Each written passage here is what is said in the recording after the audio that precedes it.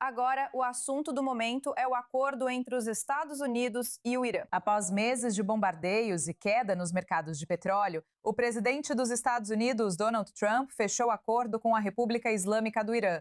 Ele afirma que afastou o mundo da beira de uma depressão global, já que os preços do petróleo finalmente caíram. Mas nem todo mundo está satisfeito com esse acordo, e críticos dizem que ele está simplesmente dando ao regime iraniano tempo e ferramentas para se recuperar antes da próxima rodada de conflitos.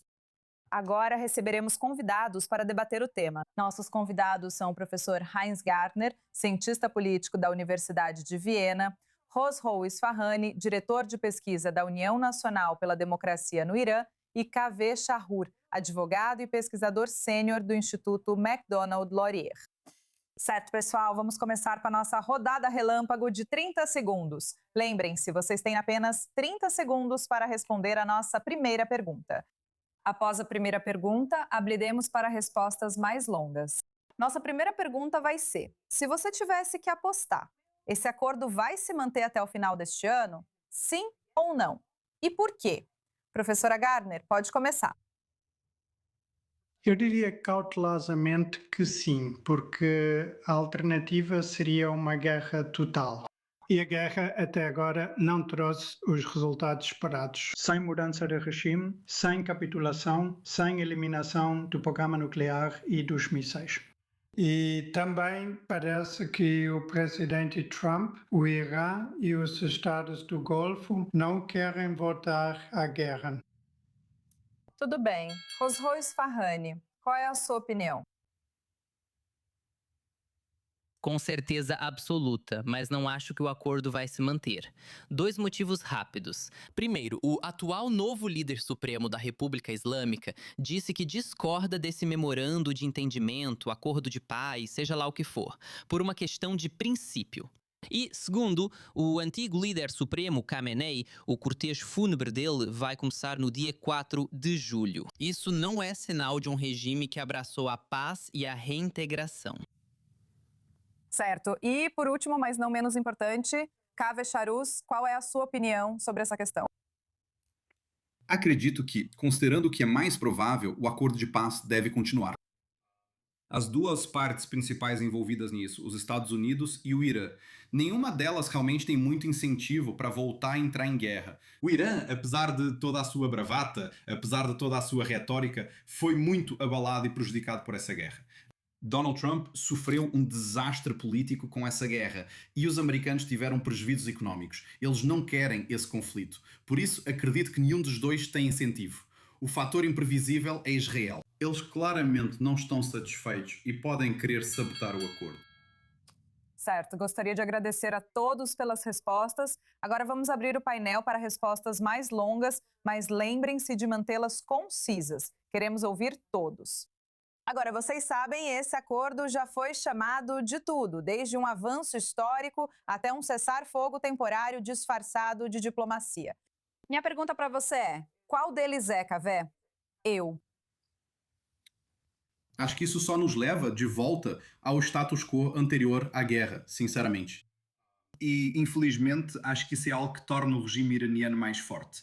Agora, existe a ameaça de ataques externos. Sempre foi algo usado como ameaça contra a República Islâmica, mas essa ameaça vai sumir em grande parte. O regime iraniano agora sabe que pode sempre mostrar sua força e controlar o Estreito de Hormuz. Muito dinheiro vai entrar nos seus cofres. E em relação às obrigações nucleares deles, na medida em que houver alguma como resultado dessas negociações, não acho que Donald Trump tenha se mostrado um negociador particularmente bom. Não acho que ele vá conseguir um acordo muito melhor do que o governo Obama conseguiu. E mísseis balísticos e o apoio a grupos aliados por procuração, todas essas coisas nem sequer são mencionadas no memorando de entendimento. Então acho que o Irã vai acabar ficando em uma situação muito melhor, na verdade, como resultado do que está por vir. Cosra, quero saber a sua opinião. Você acredita que esse acordo, no longo prazo, pode levar à queda da República Islâmica? Não importa o que esse acordo contenha. Está dando à República Islâmica uma pausa para se reagrupar, reconstruir sua capacidade militar, restabelecer o controle dentro do Irã e vai fornecer a eles recursos financeiros. Mas o bom da República Islâmica é que ela é comandada por um bando de apostadores que sempre exageram na aposta. Eles já fizeram isso no passado. Eles vão fazer a mesma coisa no futuro. Eles vão ampliar o conflito dentro das fronteiras do Irã contra o povo iraniano e fora das fronteiras do Irã contra as potências mundiais. Isso vai levar à queda deles, na verdade. Eu acredito que esse acordo, o dinheiro que eles vão receber, o memorando de entendimento, sua estrutura, isso vai dar a eles a falsa impressão de que venceram a guerra e eles vão exagerar na confiança. Quero ouvir sua opinião sobre isso, professora Gardner. Você acha que a queda da República Islâmica é iminente, como foi sugerido, pode-se dizer, pelo primeiro-ministro israelense Netanyahu, especialmente após a assinatura deste acordo? A mudança de regime não aconteceu após essas duas guerras e a mudança de regime já estava na pauta de muitos líderes da oposição. Mas o regime se manteve por 47 anos. Mas é correto dizer que o governo e o sistema mudaram, de certa forma. Então, a antiga guarda revolucionária não está mais no poder. E vemos líderes da guarda revolucionária mais eficientes, que pensam mais em força militar do que em ideologia religiosa. Então, eles aprenderam suas lições com a guerra Irã-Iraque e não tanto com a Revolução Iraniana. Então, veremos uma mudança, talvez uma abertura na sociedade, mas não tanto no objetivo político. Vai continuar autoritário, mas de alguma forma veremos uma mudança. E claro, se o memorando for implementado e suspender algumas sanções e descongelar ativos, eu não concordo que tudo irá para os militares ou para o polo da resistência, porque também o Hezbollah, porque o novo sistema tem medo da oposição das manifestações. E as últimas manifestações eclodiram por causa de queixas econômicas. Então, o sistema e o governo precisam lidar com essas dificuldades econômicas. Portanto, muito desse dinheiro precisa ir para a economia iraniana. Curiosamente, Kaveh, você acha justo dizer que os protestos ocorreram devido à situação econômica? Você acha que há um cenário em que não veremos mais protestos da população iraniana, dadas as circunstâncias atuais? Não. Quer dizer, obviamente a economia é um fator importante, mas está longe de ser a única reclamação que os iranianos têm. Os iranianos, há 47 anos, vêm sendo brutalizados pelo regime. Eles têm sido assassinados. Eles têm sido submetidos a um sistema de apartheid perante a lei. Há muitas reclamações que os iranianos têm e a economia é apenas parte disso. Também não acho que a entrada de dinheiro no sistema vá melhorar muito a economia para o iraniano médio, pois grande parte será roubada. O Irã tem um dos regimes mais corruptos do mundo. Muito desse dinheiro será desviado para programas militares e grupos terroristas aliados. Primeiro, não creio que o sofrimento econômico vá sumir para o iraniano comum. Segundo, mesmo resolvido, os iranianos ainda sentem muita raiva. Acredito que veremos mais levante do povo iraniano contra esse regime, já que eles deixaram claro que querem o fim dele. Acho que será só um lamento, pois eles enfrentarão um regime fortalecido pelas decisões do governo Trump. Agora, você sabe, é claro, estamos olhando para uma situação neste momento em que as economias do Golfo estão entrando em recessão. Países em desenvolvimento racionam combustível. A inflação dos Estados Unidos atinge o maior nível em 3 anos. Mesmo que esse acordo realmente se mantenha, quanto tempo vai levar até que as pessoas comuns realmente sintam a diferença do que está acontecendo na prática?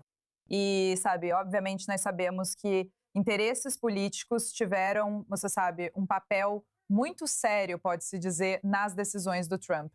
Muitos afirmam que, após as eleições de meio de mandato, Estados Unidos e Irã voltarão diretamente à guerra. O que você acha sobre isso? E eu gostaria de perguntar especificamente para Khosrow. Antes de responder essa pergunta, eu só quero comentar algo que o professor disse. Com todo respeito, senhor, o senhor está vivendo em um universo paralelo que não existe. Em que universo a República Islâmica se tornou menos guiada por ideologia? O senhor ouve a propaganda que sai do regime? O senhor lê os jornais deles? O senhor assiste à mídia estatal deles? Isso absolutamente não é verdade. A propaganda e a ideologia do regime foram turbinadas nas últimas semanas. O que o senhor está dizendo está absolutamente errado em termos de fatos. Eles estão, na verdade, aderindo às vertentes mais extremas do islamismo xiita.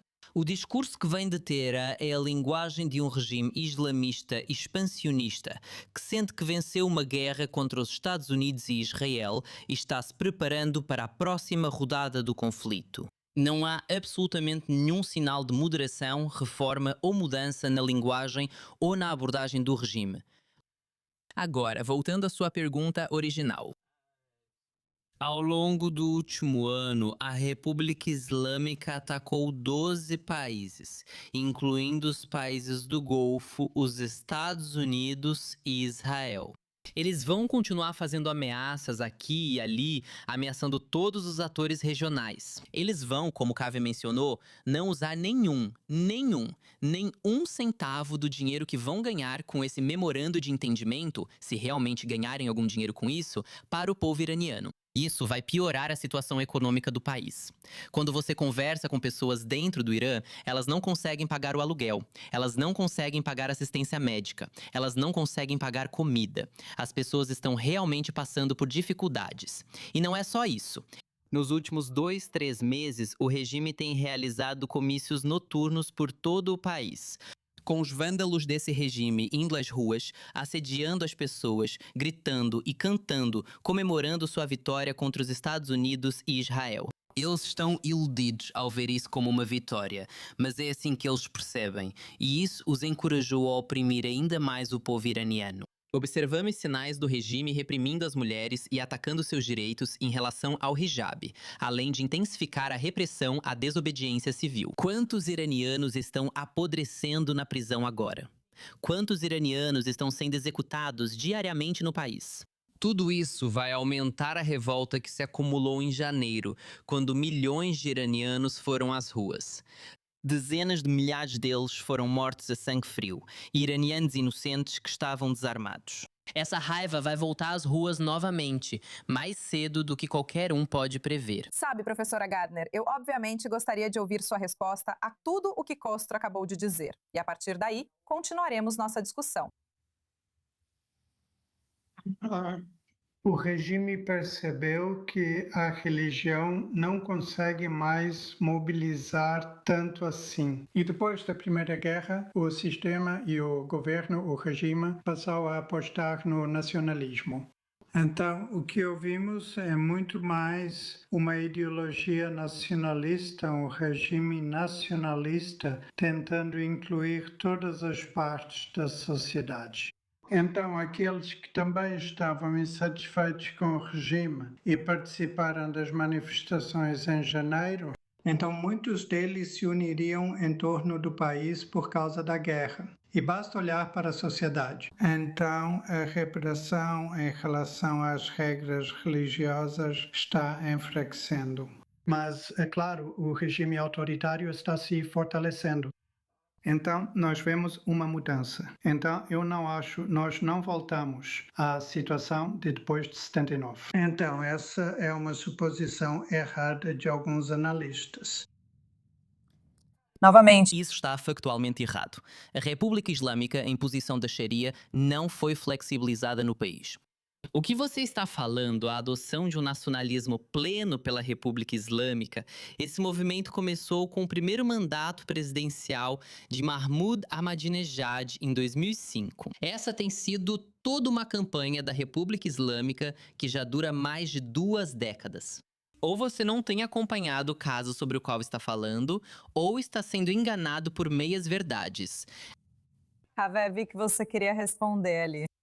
Sim, vou entrar nessa, quer dizer, vejo méritos nos argumentos que ambos os cavalheiros estão apresentando. Para ser honesto com você, não acho que faça tanta diferença se a República Islâmica está utilizando a religião ou o nacionalismo. A repressão continua a mesma. Então, ao professor, eu diria, e resposta ao senhor, que outro dia o regime anunciou que vai chicotear uma mulher chamada Parasto Ahmadi apenas por cantar em uma transmissão ao vivo. 74 chicotadas por isso. Esse regime não está moderando seu comportamento. Concordo com você. Ele usa mais linguagem nacionalista porque é a isso que os iranianos tendem a reagir um pouco mais. Não acredito que a natureza do regime esteja mudando. A repressão faz parte do DNA desse sistema. Eu não acho que um acordo nuclear ou uma mudança nas pessoas envolvidas vá mudar isso. Esse é um regime que prospera e existe para subjugar sua população. É assim que ele funciona. Você sabe, Trump está, obviamente, saudando esse acordo como um grande avanço. Ele diz que isso vai trazer paz para todo o Oriente Médio. Claro, a pergunta que eu tenho é: quem realmente saiu ganhando, você diria, quando olha para os termos desse acordo, esses 14 pontos diferentes? Cave. Quero ouvir sua resposta primeiro. Já falei isso nas redes sociais e repito aqui. Acho que esse foi provavelmente um dos momentos mais chocantes da história militar americana. Em termos da capitulação dos americanos, em termos da rendição que eles demonstraram através deste memorando de entendimento, não vejo como interpretar esse memorando de entendimento de forma que os americanos tenham saído vencedores. Quase todos os 14 itens deste memorando de entendimento beneficiam os iranianos. É uma lista de desejos do Irã. E, sabe, o regime iraniano, há alguns dentro do regime que estão dando sinais de que são contra isso. Mas realmente, quer dizer, eles jamais imaginariam conseguir um acordo melhor do que esse. Uma quantidade enorme de dinheiro. Eles já disseram que vão basicamente controlar o Estreito de Hormuz. Por 60 dias, o memorando de entendimento diz que eles não vão cobrar por isso, o que implica que depois eles teriam direito de cobrar pelo uso do Estreito de Hormuz. E assim por diante. Então, na minha opinião, não há dúvida de que os iranianos, infelizmente, por mais que me dou a dizer isso, os iranianos saíram como vencedores dessa situação. E, sinceramente, tudo isso se deve à falta de visão de Donald Trump e sua administração. Professora Gardner, como você vê isso? Isso é uma vitória para o governo Trump ou para a República Islâmica do Irã? Não encaro isso como um jogo de soma zero. Isso não é um jogo de futebol com vencedores ou perdedores. Então, esse memorando, tratado, ou seja lá o que for, precisa abordar todas as queixas e interesses. E, claro, o memorando menciona 4 pontos muito importantes. Isso, claro, significa o fim de todas as guerras, incluindo o Líbano, que faz parte disso. Mas, em segundo lugar, também a abertura do Estreito de Hormuz, removendo um duplo bloqueio. Terceiro, a questão nuclear e, em quarto lugar, a remoção das sanções e o descongelamento dos ativos iranianos. O problema não são as questões discutidas, mas sim a ordem dos acontecimentos, o que vem primeiro. E vemos que agora o Líbano está sendo usado contra o Estreito de Hormuz e cada questão está sendo, de certa forma, usada contra a outra. Então, o que eu sugiro é olhar para cada questão separadamente, negociá-la e seguir em frente. E a ordem dos acontecimentos vem depois. Então, eu diria, mesmo que pareça provocativo, que eu realmente acho que a questão nuclear é mais fácil de resolver, porque já existe muita coisa sobre a qual se pode construir. Falando sobre a questão nuclear, Costro, estou interessada em ouvir sua opinião sobre isso. Sabe, esse acordo é parecido com o JCPOA? Tem alguma diferença? Quem realmente sabe o que acontecerá com esse acordo? Antes de entrarmos neste estúdio para gravar este painel, estávamos recebendo relatos de que os negociadores da República Islâmica tinham abandonado as negociações. A República Islâmica faz o que sempre fez. Tenta ganhar tempo e prolongar o período para reconstruir suas capacidades militares. Quero ainda acrescentar algo sobre os vencedores e perdedores dessa guerra. A República Islâmica, a guerra que ela iniciou, essa guerra não foi iniciada pelos Estados Unidos ou por Israel. Essa é uma guerra que a República Islâmica começou com sua fundação em 1979. O objetivo central dela era o estabelecimento de um Estado islamista universal além das fronteiras do Irã. E o objetivo secundário dessa campanha é a eliminação do Estado judeu e a morte de todo judeu no Oriente Médio. Enquanto estivermos respirando, enquanto estivermos lutando, nós não perdemos. Na batalha da diplomacia, nós cedemos espaço para a República Islâmica, e isso foi um erro. Mas a guerra não acabou enquanto a República Islâmica continuar existindo.